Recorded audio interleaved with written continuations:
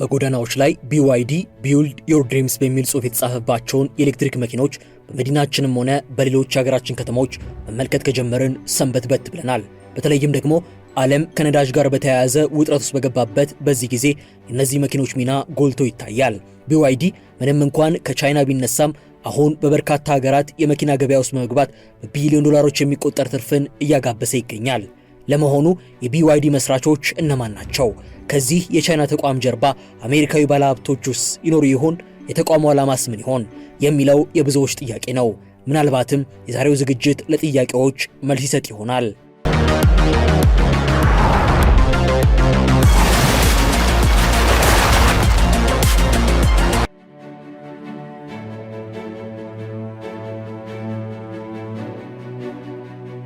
ሰላም ጤና ይስጥልን ውድ የቻናላችን ቤተሰቦች፣ ዛሬ በዘመናዊ የመኪና ኢንዱስትሪ ቅኝታችን ኤሌክትሪክ መኪኖች ሲነሱ ስማቸው ቀድሞ ከሚነሱ ተቋማት መካከል አንዱ የሆነውን BYD እንቃኛለን።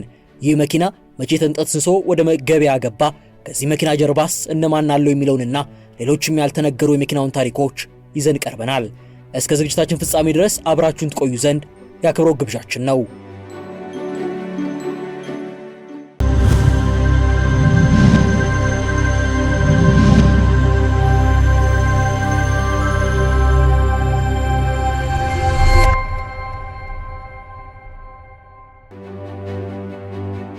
የቴክኖሎጂ ጠበብቶች ኤሌክትሪክ መኪና ኢንዱስትሪን ለመቆጣጠር እየተንቀሳቀሱ ባሉበት በዚህ ሰዓት የኤለን መስኩ ቴስላ ዘርፉን በመምራት በቀዳሚነት መጠቀስ ከጀመረ ሰነባብቷል። ይሁንና ከወደ ቻይና ግዙፍና ከፍተኛ የተፎካካሪነት አቅም ያለው የቻይና ኩባንያ መነሳቱን ተከትሎ የቴስላ የበላይነት ጥያቄ ውስጥ እየገባ ይገኛል። በሀገረ ቻይና BYD የተሰኘውን ተቋም ጨምሮ ሌሎችም የሀገር ውስጥ ተቋማት ወደ ኤሌክትሪክ መኪና ምርት ዘርፍ መሰማራት ቴስላ በቻይና ያለውን ገበያ እንዲያጣ ያደረገው ሲሆን ለዚህም ደግሞ ዋነኛው ምክንያት የሀገር ውስጥ አምራቾቹ የህዝቡን የገበያ ፍላጎት በተሻለ መልኩ ማወቅ መቻላቸው እንደሆነ ይነገራል። በተለይም ደግሞ ተቋማቱ በዝቅተኛ ዋጋ መኪኖችን በማቅረብ ገዢ ለመሳብ የሚያደርጉት ጥረት ለቴስላ ፉክክሩን አክብዶታል። ሳም አብዱል ሰመድ የተሰኙ የዘርፉ ተንታኝ ለCNBC በሰጡት ቃል እንደሚገልጹት ከሆነ ቴስላ ከ20-30 በመቶኛ የሚሆን የዋጋ ቅናሽ ማድረግ ባይችል ኖሮ በባለፉት ዓመታት ከፍተኛ የሽያጭ መቀዛቀዝ ሊያስመዘግብ ይችል ነበር።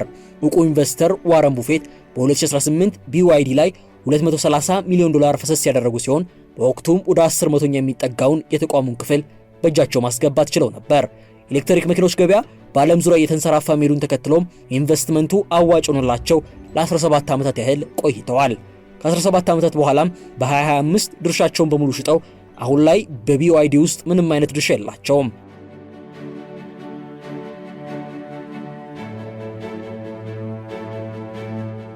BYD ከዛሬ 3 ዓመታት በፊት በ2023 2.4 ሚሊዮን የመኪና ምርቶቹ በቻይና ጎዳናዎች ላይ እንዲነዱ ፈቃድ ማግኘታቸውን ተከትሎ ከፍተኛ ሽያጭ በማስመዝገብ የሀገሪቷን 11% የኤሌክትሪክ መኪና ገበያ በመቆጣጠር ግንባር ቀደም መሆን ችሎም ነበር። ሚካኤል ዱን የተሰኙ የዱን ኢንሳይት ስራ አስኪያጅ እንደሚገልጹት ከሆነ በአውቶሞቢል ታሪክ እንደ BYD አይነት ፈጣን እድገት ማስመዝገብ የቻለ ተቋም ለማግኘት አዳጋች ነው። ቤጂንግ የCNBC ወኪል የሆነችው ጋዜጠኛ ኤቨሊን ቼንግም በየወሩ በሚወጡ የሽያጭ ደረጃ ሰንጠረዦች ላይ BYD በቀዳሚነት ስሙ እንደሚጠቀስ በማንሳት ይህንኑ ፈጣን እድገት ታረጋግጣለች። በ2023 BYD ሃይብሪድ እና ኤሌክትሪክ የሆኑ 3 ሚሊዮን መኪኖችን ማምረቱን ተከትሎም በወቅቱ 1.8 ሚሊዮን መኪኖችን ወደ ገበያ ያስገባውን ቴስላ መብለጥ ችሏል። ቻርል ሙንገር የተሰኙት የዴሊ ጆርናል ዳይሬክተርም BYD ከቴስላ እጅግ የበለጠ የሽያጭ ደረጃ ላይ ይገኛል፣ ይሄ አስገራሚ ነው ሲሉ ሐሳባቸውን ይሰጣሉ። የቴስላው ባለቤት ኤለን መስክ በአንድ ወቅት ስለ BYD ተፎካካሪነት ጥያቄ ሲቀርብለት ምላሹን በሳቅ ታጅቦ መልሶ የነበረ ቢሆንም አሁን ላይ ግን በዘርፉ ብርቱ ተፎካካሪ ሆነው መቅረባቸውን አልካደም። የBYD አምራቾች ታዲያ ይሄ ተጽዕኖ በሰፊው ሀገረ ቻይና ብቻ የተገደበ እንዲሆን አልፈለጉምና ዓለም አቀፍ ገበያውንም ቀስ በቀስ መቆጣጠር ጀምረዋል።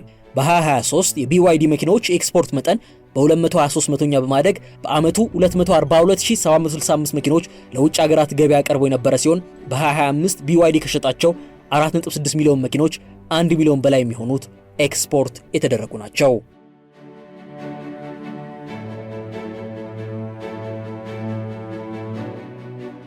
ቢውልድ ዮር ድሪምስ BYD በሚል ስያሜ የተሰመረተው ተቋም መጀመሪያ የተከፈተበት በ1995 ዋንግ ቹዋንግ ፉ በሸንዘን ቻይና ሲከፈት ለአገልግሎቱ የተንቀሳቃሽ ስልኮችን ባትሪ ለማምረት በሚል ነበር።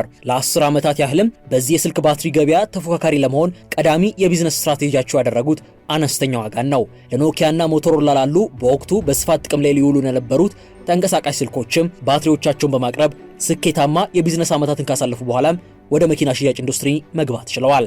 ሺያንኪንቹዋን አውቶሞቢል ተቋምንም በመግዛት እንደተለመደው በነዳጅ የሚሰራ F3 የተሰኘ መኪና በ2005 ለመጀመሪያ ጊዜ ይፋ አደረጉ። መቀጠልም በ2008 በኤሌክትሪክ ቻርጅም ሆነ በነዳጅ የሚሰራ F3DM የተሰኘ መኪና ማስተዋወቅ ቻሉ። በ2010 ደግሞ E6 የተሰኙትን ሙሉ በሙሉ በኤሌክትሪክ ቻርጅ የሚሰሩት መኪና አምርተው አስተዋወቁ።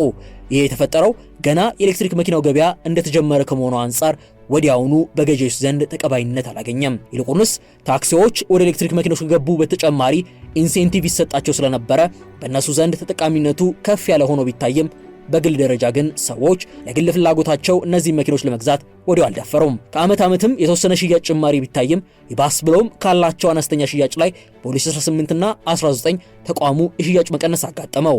በ2022 BYD የምርት አቅራቦት ስትራቴጂውን በመቀየር የነዳጅ መኪኖችን ማምረት ሙሉ በሙሉ አቁሞ ወደ ሃይብሪድ እና ኤሌክትሪክ መኪኖች ምርት ላይ ብቻ ተሰማራ። ውድ የመሿለኪያ ላይፍ ቤተሰቦች አብራችሁን ስለሆናችሁ ከልብ እናመሰግናለን። በአጭር ጊዜ በበርካቶች ተወዳጅ የሆነችው መሿለኪያ ላይፍ ቻናል የበለጠ እንድታደግ ሰብስክራይብ ያላደረጋችሁ አንድ ጊዜ ሰብስክራይብ በማድረግ እንድንበረታ እንድታግዙን አስታውሰን ተረካችንን እንቀጥል።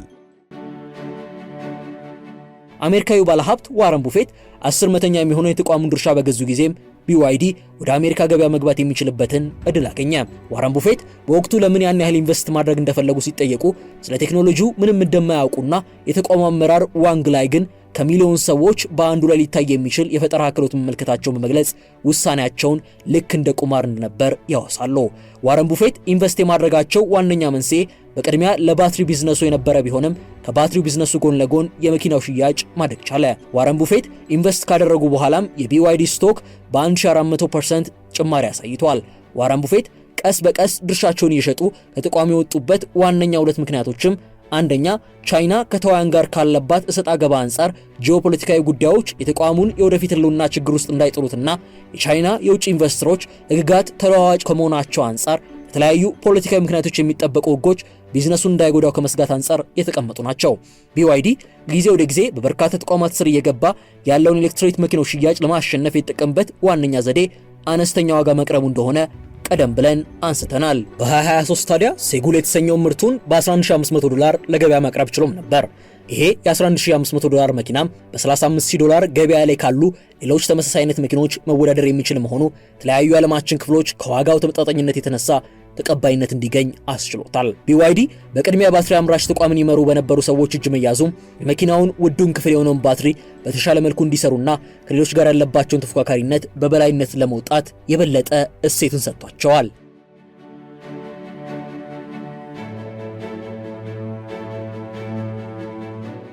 አሁን ላይ መኪና እያመረቱ ወደ ተለያዩ ዓለም ሀገራት ከመላካቸው በተጨማሪ ባትሪዎችን የሚያከፋፍሉ ሲሆን በእያንዳንዱ የዓለማችን ክፍል የባትሪ ማምረቻ ለመገንባት እቅድ ወጥነው እየተንቀሳቀሱ ይገኛሉ።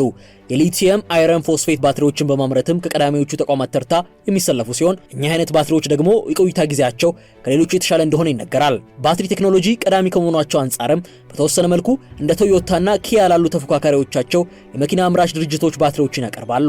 በ2020 የሊቲየም አይረን ፎስፌት ባትሪን ይፋ ያደረገው BYD ያንን ባትሪ ያስተዋወቀበት አጋጣሚ በኢንዱስትሪው ገናና እንዲሆን ያስቻለበትን አጋጣሚ የፈጠረም ነበር። አሁን ላይ የሊቲየም አይረን ፎስፌት ባትሪ በባትሪ ገበያ ቀዳሚውን ስፍራ የሚሰጠው የባትሪ አይነት ነው። ይሄ ባትሪ የኢነርጂ እፍጋትን ከፍ ማድረጉም በኢንዱስትሪው ለሚገኙ አካላት ሳቢ እንዲሆን አድርጎታል። በነገራችን ላይ BYD በተሳፋሪ ጫኝ መኪኖች ምርት ላይ ብቻ ያልተገደበ መሆኑን ስንቶቻችሁ ታውቃላችሁ? BYD የጭነት መኪናዎች፣ ባሶችና ሌሎችንም ተሽከርካሪዎች ያመርታል። ተቋሙ በካሊፎርኒያ ባለው ማምረቻው ኤሌክትሪክ ባሶችን አምርቶ ለአሜሪካ ገበያ ያቀርባል። ይህ ቢሆንም ግን ሌሎች የተሽከርካሪ ምርቶቹ በሽያጭ ደረጃ የተሳፋሪ ጫኝ መኪናዎችን አይገዳደሩም። ተቋሙ የተለያዩ ሞዴሎችን ለገበያ የሚያቀርብ ሲሆን BYD ሴጎል በቻይና በ$10000 አካባቢ ለገበያ በመቅረብ ዝቅተኛ ዋጋ ያለው ምርት ነው። BYD ያንግዋንግ U9 እና U8 ደግሞ እስከ $237000 ድረስ በመሸጥ ውዶቹ የተቋሙ ምርት ናቸው። የቅንጡ መኪኖችን ፍላጎት የተረዳው BYD ዴንዛ፣ ያንግዋንግ እና ፋንግቼንግ ባኦ የተሰኙ ቅንጡ መኪናዎች አሉት። ያንግዋንግ ምርት BYD ወደ ቅንጡ መኪኖች ለመግባት የጀመረውን እንቅስቃሴ በከፍተኛ ደረጃ ማሳየት የሚችል ነው ሲሉ የሚያነሱት ባለሙያዎቹ የመኪናው ትልቀት ከሌሎቹ ለየት ያደርገዋል።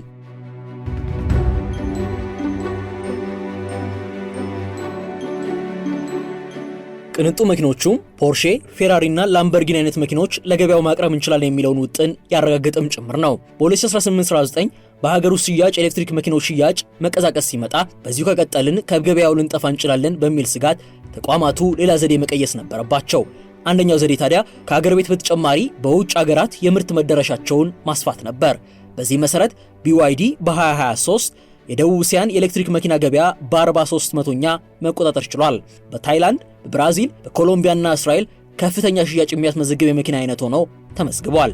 በ2022 በታይላንድ የBYD ገበያ ያልነበረ ቢሆንም በአንድ ዓመት ውስጥ ብቻ ግን በርካታ ሽያጭ ከተመዘገበባቸው ቀዳሚ ሀገራት ተርታ ያሰለፈውን ሽያጭ በሀገሪቱ ተከናውኗል።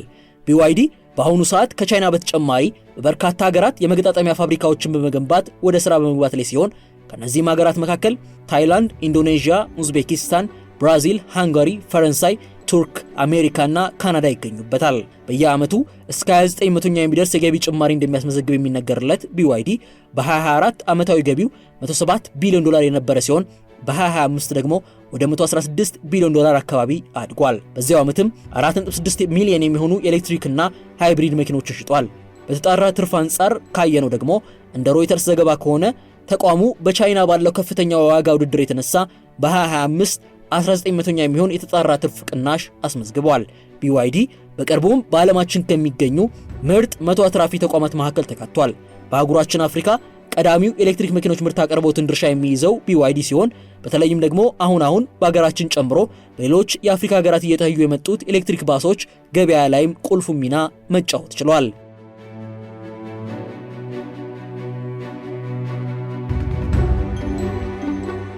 ውድ የቻናላችን ቤተሰቦች የግዙፉን ተቋም BYD አመሰራረትና አሁናዊ ገጽታ የቃኘንበት ዝግጅታችን ይህንን ይመስል ነበር። እስከ ፍጻሜው አብራችሁን ስለቆያችሁ ልባዊ ምስጋናችን በያላችሁበት ድረስ። ለዚህ ቻናል አዲስ ከሆናችሁ የምንለቃቸው አስደናቂ ተረኮች ይደርሳችሁ ዘንዳ ሰብስክራይብ በማድረግ የደወል ምልክቷን መጫን አይዘንጉ። በያላችሁበት ሰናይ ጊዜ ተመኘን።